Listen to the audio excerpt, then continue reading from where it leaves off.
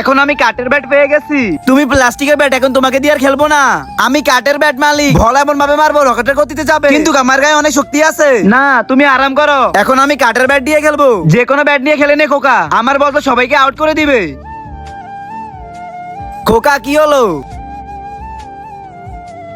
মনে হচ্ছে তোমার গায়ে একটু শক্তি নেই, তুমি একটা ছক্কা মারতে পারোনি। ওর বল বোমের মতো আসতেছে, আমি তো ওর বল ঢোল বাজিয়ে দিব। মনে হচ্ছে আমাকে আমার পুরানো ব্যাট দিয়ে খেলতে হবে। চলো দেখিয়ে দাও তোমার শক্তি। ছক্কা তো বাদ, তুই চারও মারতে পারবি না।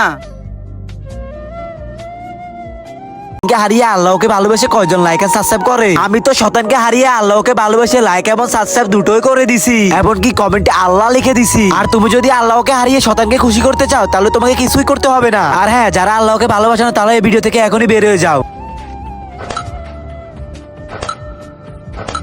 যদি তুমি আর একটা ছক্কা মারতে পারো তাহলে আমি সত্যি বলতেছি আমি কাঠের ব্যাটটা ফেলে দিব। তো এখন দেখবে সাকিব আল হাসানের ছক্কা। ও কেমনে জানি জিতে গেল।